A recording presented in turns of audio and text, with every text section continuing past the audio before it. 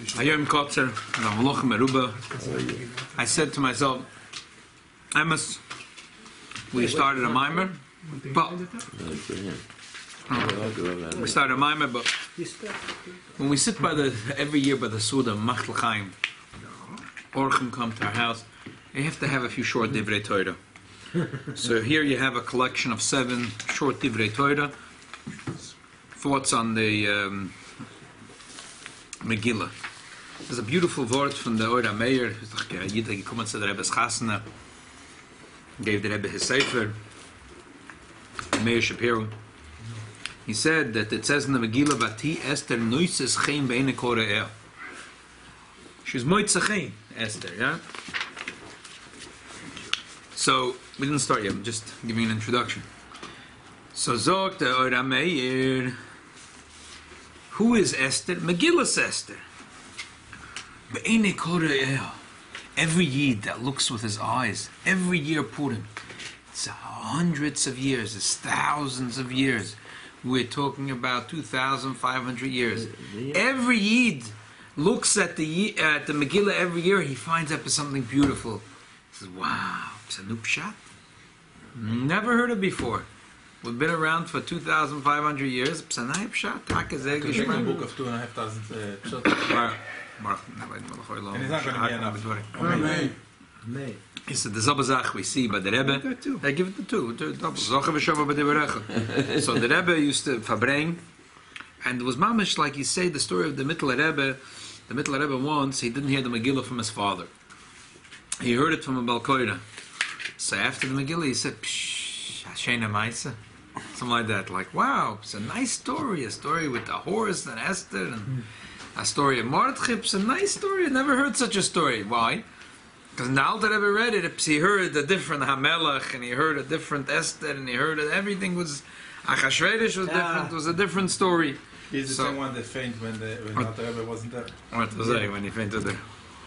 So, but the Rebbe, it's like he learned the Megillah anders, Vachlal, you do in 770, there was no Purim Shtul, there was no Batchones, and there was no, there was unbelievable thing. And the Rebbe had and B'derech Klal, a lot of the pshatim in the Megillah, on the one hand they're very deep, on the other hand they're very contemporary. How a Yid should read the Megillah today and apply it in Avodas Hashem today, for the challenges that we have today in our life. And that's what the Rebbe always said from the Baal Shem Tov. If you read the Megillah backwards, you're not Yotza. It means if you read the Megillah and you think that this story happened 2,500 years ago, you are not Yotza. Megilah, the Rebbe Taka showed how to apply every part of the story of the Megillah to what's happening to us in our life today. So as I said, we'll have here seven beautiful pshatim in the Megillah. Number 1. We're saying the Agada, Ki'ilu hu yatsa. Yeah. When you read the Agada, like you got out from Egypt. There's something like you. You got it. Yep. Ahi b'mei Achashverosh, hu Achashverosh, hamelech mahoidu v'at kush, sheva v'eser mei Medina. The whole part, the Gemara says, the whole discussion, from which part in the Megillah you chayiv to read. Where do you have to start reading? Toik Feshel Nes, Toik Feshel Gzeida. The halach is you have to start reading from the first word Vahi b'mei Achashverosh. Chur, Karpas, Tcheles, Ochus, Bachavle, Vutz, Vargoman, Al Glili, Chesev, Amudei Sheish. The whole pshat of what it is, and all the pshatim. What's Nageya? An egotistic guy, 2,500 years ago, made a big bash, and he invited a lot of people to come, and they had Chur, Karpas, Tcheles, Aglili Chesev, Amudei Sheish, Mitazov Chesev, Dar, V'Sechores. Wow! What's Nageya? So the truth is, said the Rebbe, that a lot of times things in our life, we don't see how all the pieces in the puzzle connect. But the Eibishter knows that every single piece in the puzzle connects. The Chur and the Karpas and the Tcheles all makes that eventually that Mordechai should be successful and should be like Yehuda Ma'aseh Erev Simcha V'Zaz Meikor. when you look at the end of the Megillah and you look back, you could see how a lot of the things fall into place. Same thing in our daily life, where we don't understand how certain details, how they're leading us, and how it's making us grow, and how it's for our benefit, and how it's for our oida v'simcha v'sasam v'kor. We don't see it, but the Rebbeinu Shalom sees it. The story was that once there was a couple maskilim were going on the train. We're talking about a long train ride from country to country. They were going from Smolensk to Paris, some far trip. And they asked the Rebbe Rashab about spiritual things, Chassidus. They said, just talking about things in the, it's nothing. This is baloney. So he said, let me tell you a story. Those before the trains, there were horses, right? So even then, when you get up from your station, there was a horse and buggy who was waiting and taking people to towns, to cities, city to city. He said, the Rebbe Rashab said, there are 3 machshavas here. There's 2 people who are highly intelligent people, and they're very busy talking about some highly conceptual thing, and they're totally immersed in their discussion. They're having a whole discussion about something. What's in their mind? They're trying to figure out something, a medicine. Then there is the wagon driver. What's in his mind? He's going to get paid at the end of the road. Then there is a horse. The horse also's got a mind. What is he thinking? When he's going to get to the next station, he's going to eat the hay and drink the water. The Rebbe Rashab said, "En we bald de Balagola tracht von de Geld und de Vertrachten von de Hobber, de Chochmek and Chochmene." Just because in the mind of the wagon driver, the discussion is what? Yabba, it's nothing. Bottom line is he's going to get his 20 ruble. And to the horse, the whole click-clack is nothing. He's going to have a little bit of grass to eat, a little bit of straw, and he's going to have some water to drink, and the rest is all blah, blah, blah. So just because that's what the horse thinks, and that's what the silly Balagola thinks, so the wise men, what their discussion is nothing. So sometimes we travel through life like the horse or the Balagola. So that's the story of the Megillah, that we have to go from the beginning of the Megillah, from Vayhi B'Me'ach HaShvedish, because the Eibishter puts a lot of little pieces in our life, and sometimes they seem insignificant, but really everything is Bashgocha Protis, and all the little pieces come into a big puzzle. But who doesn't go from the beginning of the Megillah? Everybody. No, that's the halacha. You have to go from the beginning of the Megillah, right? The Gemara has a discussion, but that's the halacha. You have to go from the beginning of the Megillah. Okay, next piece. So, the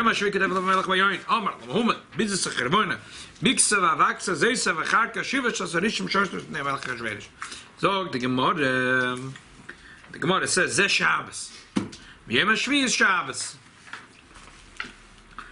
What's the connection to the Yom HaShvi Katev Lev HaMelech Bayoyin to Shabbos? Achashverosh like to drink beer and whiskey. He liked to have wine with him the Shabbos. So the Rebbe is simple. He wanted everyone to be part of his celebration. But Mordechai is not drinking any wine. Mordechai was asking the Jews not to go to the Suda that Achashverosh is making. This wasn't a good thing for the Jews to go, he said. But even Mordechai Yehudi on Shabbos, he drinks wine. Maybe not in the same place where the Goyim are drinking, but he's drinking wine. He has his kiddush. He's making kiddush. Because Shabbos is the mitzvah. Lang give a bosa b'yayin.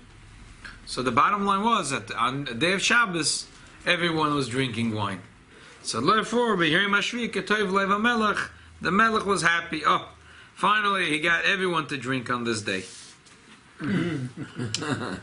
Okay, third Divri Torah. This is interesting. This next page it says Ishu Hudi Hoya B'Shushan Abira Ushmoi Mordechai Ben Yoer Ben Shimon Ben Kish Ish Yemini. What does that mean? There's a beautiful. So first, the Rebbe, 2 beautiful thoughts from the Rebbe. It says that he was Ben Yoir. And Ben Yoir means his father made that it should be light. Light. It's our job to make sure that when our children are young, to open up their eyes, they should see light. To send our children to Talmud Torah, to learn, to do the homework with our children, to make sure that they enjoy learning the Aleph Beis and the Siddur and the Chumash. That's how we make there should be light in their eyes for their entire life. There was a beautiful word that Rebbe once said in the Purim Fabrengen Tovshin Yudches. There was once a very simple chassid the Alter Rebbe had. He wasn't from the brilliant minds. He was a very simple guy at a grocery store. He came, he said, what do you understand what the Alter Rebbe is saying? Such deep things. Do you understand a word he's saying? So he didn't get the score, and he said, yeah, sure. I understand very well. I remember I was in Liozna, and the Alter Rebbe says, Shamar v'zocher b'dibur echad. That was the opening words of the Maimer. Sages say that Shamar v'zocher, that when the Ten Commandments, and the one time it says Shomer Yom Shabbos Lakache, and next time it says Zocher Yom Shabbos Lakache. One means to guard and one means to keep. But which one did God say? So the Gemara says B'dibur Echad, and that's how we chant it Friday night in Lachadoid Zocher Shomer v'Zocher B'dibur Echad. It was said. A human being can't say two words at the same. God said the two words at the same time. So he said, I beferish. I know exactly what the Alter Rebbe said. He said, Shomer v'Zocher, you have to guard and remember the Echad. You have to always guard in your life that the Eibishter is Echad. So basically, this guy understood very little of the Maimer. But the little bit he understood, which was not exactly accurate to, but he understood and he applied it. And that was it. And that made it, his whole life was lebedik and was lichtik. That's the way a Yid has to be. He knows he's a Ish Yehudi, he might not be a big scholar, he doesn't know a lot of Gemara, and a lot of Tosfos, and a lot of Ketzois, and a lot of arguments. But he's very straightforward. He knows he's a Yehudi, he's a Jew. And megilah, he knows that he has a special mission in life, and that he's close to Hashem Yisborech. Right, Neshama understood everything. Yeah. Maybe he doesn't understand. That's definitely true. Number 4. Torah number 4. Vayomer Haman. Lamelech Achashverosh. Haman said to the king Achashverosh, Yeshne Am Echad, there's one nation. And Fuzah Mefaydet Ben Amim, they're spread among all the people of the world. B'chol Medinas Malchus Echad, but the same Shenas B'kolom, V'dos HaMelech En HaMoisim. But their rules are very different. The rules of the king they don't do. But Lamelech In Shevel Anicham, it's not worthwhile for the king to let them live. They should be killed. I'm not going to go to, again, Tarichas. We spoke about the Shabbos. I want to remind you the story of George Pompidou, which was a terrific story to tell at your table when it comes with the night of Purim. Especially if relevant this especially year. If you have French people sitting in your table. But even Americans, because in America now there is a Congress that one of the members of the Congress just recently made an announcement, and Ilhan Omar from Minnesota, saying that the Jews are beholden to foreign powers. Right. Foreign powers. There's some foreign powers that always cooking everything that's happening. The Jews are cooking everything that's happening in Washington. Jealousy. Oh, sure. Big time. There's no Middle Eastern money in Washington. No one's influencing. There's no think tanks that are getting money from Saudi Arabia, from Iran, no, from any rich sheikhs in the Emirates. No one's being influenced by these fellows. No one's writing curriculums for university based on what they're being told in the Middle East. No way. But the Jews, they're cooking everything in Washington. They're beholden to some foreign powers. So the Rebbe said a sicha, it was an unusual sicha in Toshan Lamadalat, because Israel was struggling at that time. It was after the Yom Kippur War, and they didn't have enough ammunition, and they had the friendly agreements supposedly with France, and they put in orders for ammunition. And this guy George Pompidou, who was then the president, Yimach Shemoy, said not only didn't he fulfill the orders, but he put in an embargo against Israel. Rabbi, in the beginning, they gave Israel the Mirage plan, and then they stopped. Yeah, Israel went and they stole it. They insulted them so good and fine. Yeah, I sat in one of this Mirage. Yeah, wow. Wow, what was the story? That was like, that was public humiliation of all its historic proportions for France. But in this story was they also stole the boat. The boats from the Germans, the submarines. Submarine. Exactly. That's happened to Suez Canal to save The biggest shliach was Nixon. It's hard to believe, but this. But yeah. And he was not an anti-Semite. He was anti-everyone. But he was good for Israel. But all that quietly he was good for Israel. He hated it. So megilah, the Yidden were protesting, and this guy went on to the French public radio, and he said that the Jews have to decide. They can't have dual loyalties. Are they French or are they Jews? And the Rebbe then said by the Fabrengen that Pompidou is erger for Haman. Afilo Haman hat verstanden that the Am Echad, that the Jews are one nation. You can't separate between a French Jew, an Israeli Jew, an American Jew. And this guy Pompidou is saying that they have to decide. They can't have dual loyalties. They can't be French and also Jews at the same time. The Rebbe said it loud that Pompidou is erger for Haman.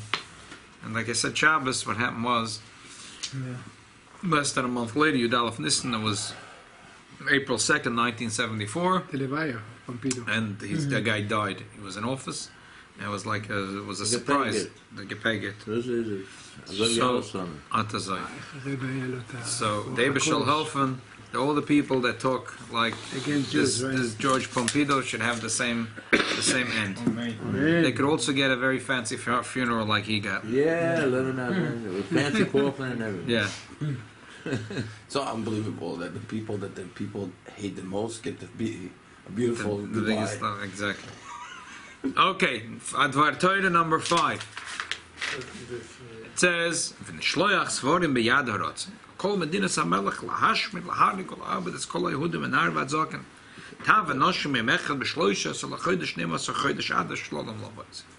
This is a sicha we once actually learned, so we'll do bekitzed the Nakuda, the terrific, unbelievable Nakuda. The Gemara says that why Neman is chayiv seinem shel Yisrael shabbos adar kliya. The Gemara says B'nei shenenu mesuda shelo yisrael rosha. Why would the Jews deserve to get such a terrible punishment? Because they had pleasure of the Sud of the Rosh. A Jew ate a hamburger. But he gave him God kosher too. God kosher was a good. It was God kosher. What kind of plate was it on? Oh, it was not a good plate. No. And they were using the kale in the base of Mikdash. Yeah. That there was not. He was celebrating there won't be a geula. Come on, the punishment is really stiff here. The Rebbe says like this. Look at this. They ate from this. What is shenenu? What kind of expression is this? Chazal say that the Jews are like one sheep standing among 70 wolves, and the wolves want to devour the sheep, but there is this powerful shepherd who makes sure to keep the sheep safe. The Chazal say, the Rambam brings us, it says, the Torah says in the rebuke that if you're going to go with me, keri, afani, I'm going to go with you, bekeri. What does it mean, bekeri? So, Meforshim say that bekeri means nikra mikris. He says, mikra, that just happened. Mikra, just... They say in Yiddish, zufällig. Coincidence. Very good. But yeah, it's coincidence. So the Abisha says, you know what? If you think that everything in life is coincidence, I'm going to play out a scenario how everything is by coincidence. I'm going to make it play out as if it's coincidence, and then you'll see what it's like. So because what happens here, if the Yidden felt compelled to go to the Suda, so they felt compelled to go to the Suda. They ate kosher, they ate not kosher, however you learn the Megillah. They ate from this kelim, from that kelim. It can be very bad sins. But what does it mean they're enjoying the Suda of the Rosh? They're in Golus, and they're enjoying the Suda. That means that they feel secure. They feel things are good. We've got some powerful lobbyists in Washington. We've got good friends in the Republican Party, in the Democratic Party, like Ilan Omar. We've got some good Nancy Pelosi. We've got some. Mr. Schumer. Schumer Yisrael. But it's not as bad, He's pretty bad. The worst are the ones that fake it. They say they are on our side, are Republicans, and they vote against us. Oh yeah. When it comes down to that's worse. Who knows? Schumer is very pro-Israel, but No, I'm talking about on our side. Guys on our side, it's Not the so worst. pro-Israel. They go against He's us. pro. Nanu, they had pleasure. That means that they felt that they're in good hands. It They're could be in on good our hands. side. They're on our Yeah, side. they're good. The Abisha said, you know what? Nenu misudasa shaloi sarosha. He's a Rosha, and you feel comfortable and secure in his daladamas. You feel that he's going to protect you. He's your friend. He's got your best interest at heart. Let me show you how things play out. Let me show you when Haman comes and talks to them about killing the Jews. What 5 he's going seconds later, he to turns around. he turn around and stab you in the back. Yeah. So therefore, that this was because nehenu misudasa shaloi sarosha. If they went, they went. If they liked the pork chops, no shine. If they liked to eat treif, shine. If they were scared, and they went there because they thought that if they don't go, they'll be okay. Not a big mitzvah, but how can you have a noah? If a person has a noah, that means that he feels that secure and pleasure, protected by Achashverosh. So the Eivisha says, I'm going to show you what it looks like if you feel protected by Achashverosh.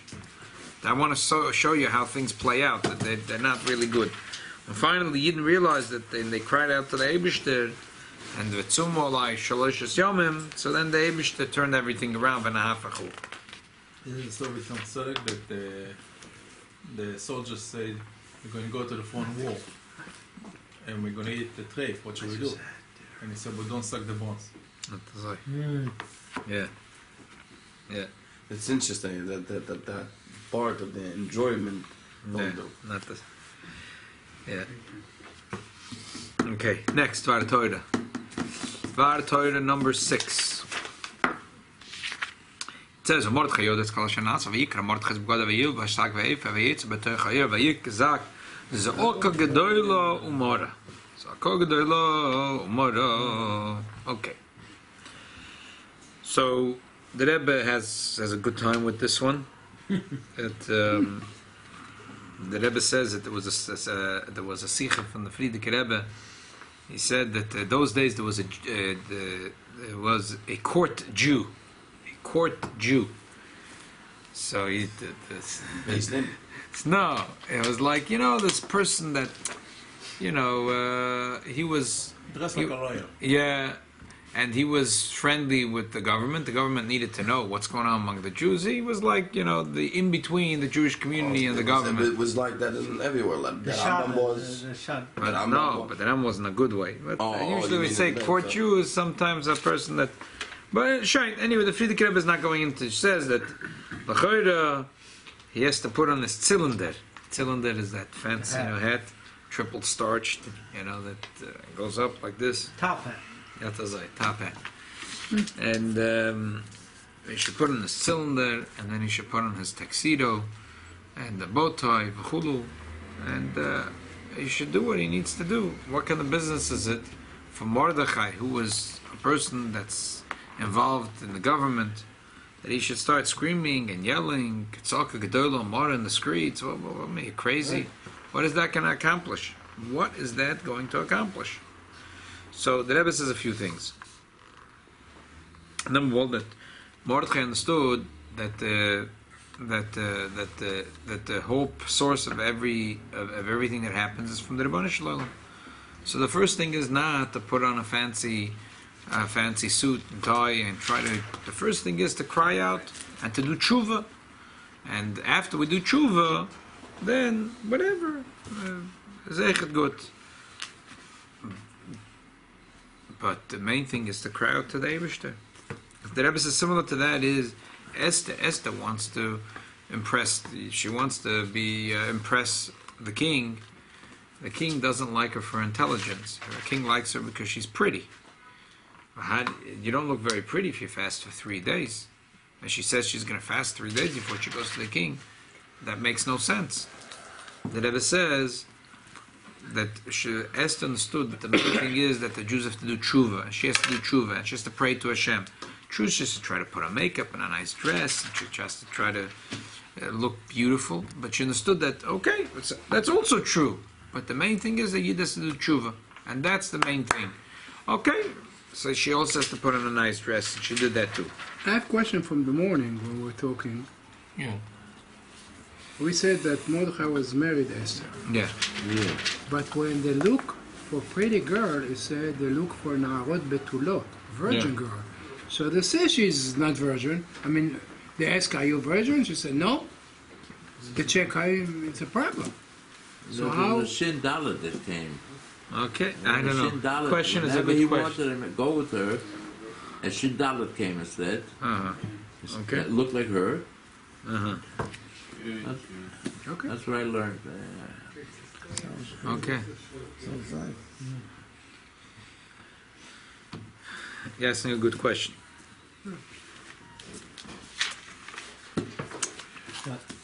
Next. 7.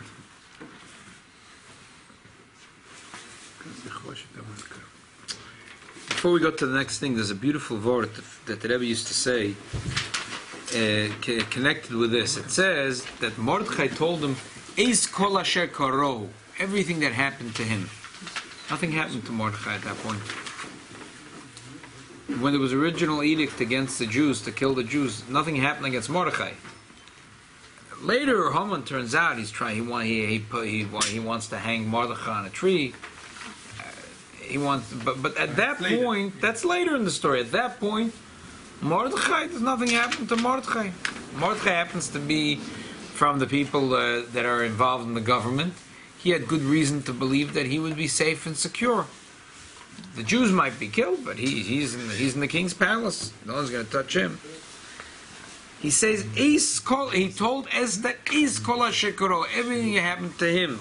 The Rebbe says like this, that it's a very important lesson we learn. We see someone else, it's happening in someone else.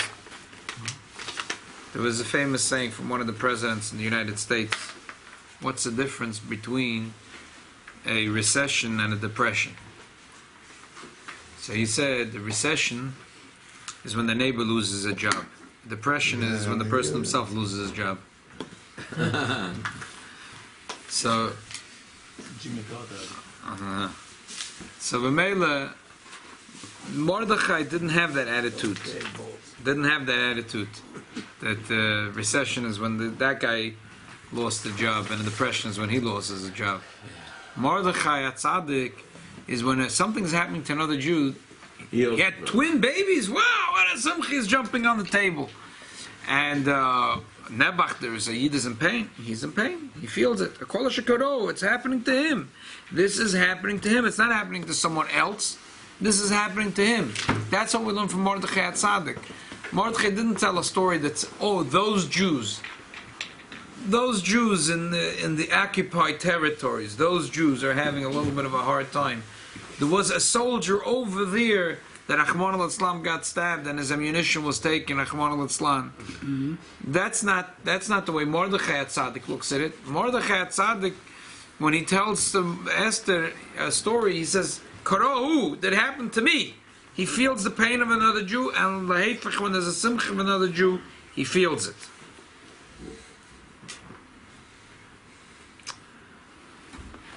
Okay, now the last of our Torah.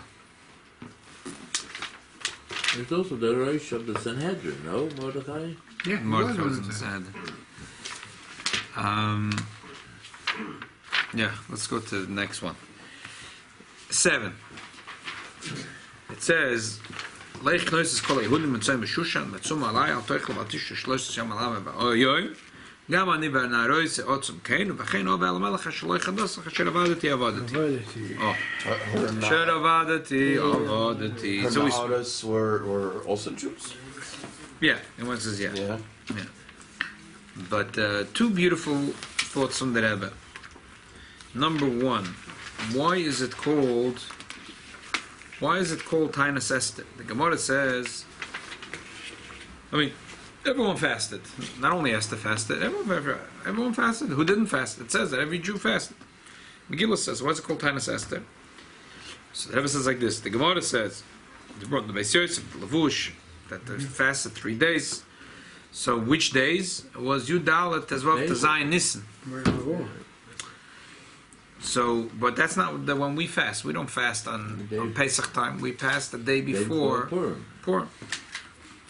So what's the connection? The Rebbe says the connection is very simple. When the Jews were going out on war against their enemies, they needed to do special tshuva in order to win. On the other hand, when you're going out on war, you have to eat well, be able to do battle. Not allowed to fast. Not allowed to fast. You're chayiv to eat. Every single Jew was out there with a sword. There was a lot of enemies that got killed on that day. Tremendous number. Tremendous amount. 120 medinot. It was a tremendous amount. So every Jew was out there with a sword. It says a number, no? Yeah, and a shusha there was a big amount. So there was a lot of work to do. So the Jews couldn't fast. There was only one person that we know for sure was not out there with a sword. Esther. So while everyone was out in war, they were eating, but Esther was fasting. So the day that they rest is on the day of Purim. Is the day they rested. The day before Purim is the day they were in war and they were killing their enemies. They were eating, and Esther was fasting. So megilah, we fast Tainus Esther. That's why it's called Tainus Esther, because Esther was the only one that fasted that day. It's nice, first day. So we were fasting actually for her sichos. To remember that thing. Usually you're fasting, the past fast is because to memorize the day and have some, what do you call it? Tshuva on that day. But over here it was just to memorize that she fasted. The fasted? She did tshuva was tamah. Where we don't do 3 days and 3 nights. Yes, let's do one. Exactly. Especially they move the clock, it's a longer one. Yes, right. She didn't fast like Ramadan. She eating 5 o'clock in the morning. No. It's day and night. Lunch in the bathroom? Huh? Ramadan, lunch in the bathroom? One more word on this thing. It says, "Uvechein ovel hamelech hashaloi chados." Just like a funny thing, off the wall thing. Mamish off the wall. But it's just a funny zoya. In the davening we say on Rosh Yom Kippur, it says Uvechein tein pachdacho Uvechein. It says the zoya says we say 3 Uvechein tein koved, and the zoya says we say 3 times Uvechein. Okay. But when in our nusach, if you read, there's 4 times it says b'chein, not 3, 4. B'chein. If you read 4 times of b'chein in the bracha before At HaKodesh, we say 4 times of b'chein. So the Rebbe answer is simple, because it's connected the times it says in the Torah b'chein. And this one more time it says in the Torah b'chein, but it says b'chein over l'melech hashaloi chados. It's not part of the rule. This b'chein is loy chados. That's why we sing it's loy chados. So therefore, officially it's 3 times b'chein, but l'maisa we say in the Shemoneh Esrei 4 times l'chein. Connection? But there must be some deep connection. But it was a shaloi chados. She came not that wasn't the rule. She wasn't supposed to come. So therefore, that b'chein is not counted. There's 3 times b'chein, but really we say 4 times b'chein. Yeah, but the 4 times is not from the Torah. Right. But the ikid is that the Rebbe says a beautiful lesson of Avodas Hashem. That every time it says in the Megillah Melech, we say it's Malka Shalayim, we're talking about the Eibishter. Simple reading in the story is that she wasn't called to come to the king might kill her if she comes, v'chulu v'chulu. Then there's also the Gemara. The Gemara says, we learned this morning that she was really married to Mordechai, and every time she slept with Achashverosh, it wasn't her fault. She was karka oilam, so megilah, she was mutter to be with her husband because she did nothing wrong. But now she's going willingly to the king. The king was going to sleep with her, so now she'll be usher to go back to her husband. She's going to asura l'bayla. So because she willingly slept with someone out of the marriage, megilah she'll be usher avadati. Okay. No. So she'll lose her husband and she'll lose her Elam Haba. But everything has on many levels in the Megillah, and on one level, every Hamelach is the Malka Shaloilam, the Eibishter. So what does it mean over there? Shaloi Chados. What does it mean over there? So it means that Chazal say sometimes that there would in heaven some people are not invited. The gates are locked, and a person is not invited. They don't want him anymore. They say the doors are locked. But Talmud says a person can always squeeze, a Jew can always squeeze his way into the heaven's doors. A goy, if they lock the doors are locked. It's locked, that's locked, that's it. Not shaykh to get in. But a Yid is shaykh tochek v'nichnas. He could elbow his way in. He could squeeze his way in. Even when he's not wanted, he can squeeze his way in. That's the pshat. That a Yid could come to the Heichel HaMelech, even it's Shaloi Kados. That the Yid Nebuch did many Avedas, and they're not interested in allowing the Yid to go in. Usually they say that from heaven they help a person do tshuva. They help him with Hirurei tshuva, but if a person goes so obnoxious and went so far that they don't want him, they're not only not helping him tshuva, they lock the gates. But the Jew can always dochik v'nechlas. He always squeezes his way in. And Yid says, I don't care, but I want to be close to Hashem. Doesn't matter. I'm invited or not invited. I'm coming in. But when Yid says such a attitude, and even though they tell him, you be careful. You don't try to come close. You don't belong here. You're not a big tzaddik. You're a big sinner. Don't try to squeeze your way in here with the big tzaddikim. You're going to get burnt. Avadati. The Jew says, I don't care. I want to be close to God. So you know what? When Esther does that, the Malka Shel Olam, the king, gives her the scepter. He gives her the whole scepter in her hand. So same thing a Yid. When a Yid is dochik v'nichnas, he pushes his way in, definitely the Eibishter gives him his hand and picks up the Yid in order to help him to do But took Esther time till she said kasher avati, because if Mordechai would not tell her, if you don't go to the king, at ubet avich tovedu. And then she said, I go, kasher avati. If you will not rebuke her and tell her that, maybe she will not go. Right, that's true. The person has power in himself that he doesn't know. You have to do something in order to first to. But I'll tell you what. We're asking. One more word. The interesting word is that it says umiyodeya. He rebukes her. He says umiyodeya. Who knows? What do you mean? Who knows? He knew quite good and well that this was the mission for Esther. But it's very hard to tell someone else. You could tell yourself that you feel you know with full certainty what your mission in life is. But when you try to tell someone else what to do, you can't tell them you know for certain that that's their thing in life. That's just the way to. You can't tell another Jew, I know your tachlis in life. It's Mordechai. Even Mordechai said mi yodea. He says mi yodea. But the truth is, he knew. Maybe shall helfen that to v'chein over the melech and shaloi chados. Even if chas v'shalom we feel that we don't belong in heaven and we don't belong with this big tzaddikim chassidim, we should elbow our way in, and then for sure the Eibishter is going to give us sharvet azov. Amen.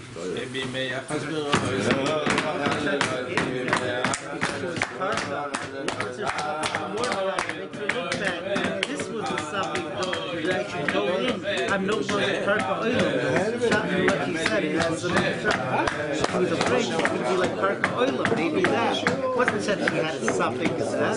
She was afraid that she'd lose everything. He said, don't overlook it, don't worry, you'll be able to get it. This morning we got the unbelievable thing on megilah. Here, look at the sheets. Where's the sheet? Unbelievable word. Sing a zimmer. What's our sound? That's a song?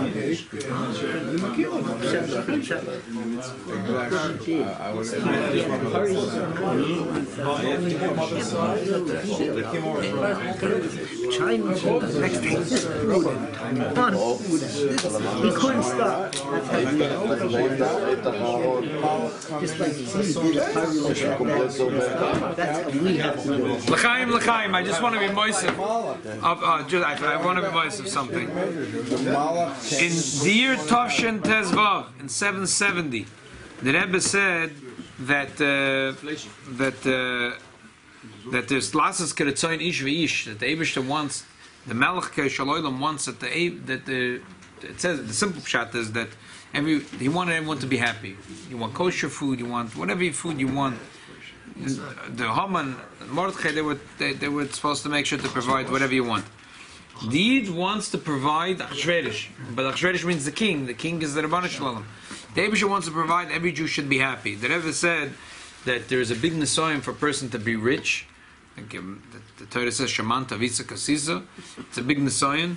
But the Rebbe said that whoever wants to be rich, he should pick up his hand and agree b'leiv shalom that he agrees to makabel the nisoyim of Ashirus. Only very few people picked up their hands, and these people became wealthy. And afterwards, the Rebbe was really upset. The Rebbe said that the people were doing Chabad's keshtusim. That how come everyone didn't pick up their hand, and the worry about the nisyonis. They'll take about it. They didn't take it serious. Yeah, those Eizrot. So tonight, everyone in Beis Menachem Mendel is going to pick up their hand, and Rabbi Shalom will listen, and they'll sein l'chaim, l'chaim, l'chaim, bebon l'chaim, zoyna revicha, bekula revicha for all of Beis Menachem Mendel, all the Klal Yisrael. It should be such an assign. It should be overwhelming. By a shiras, it should be come down. It should be like weights on top of me. Please.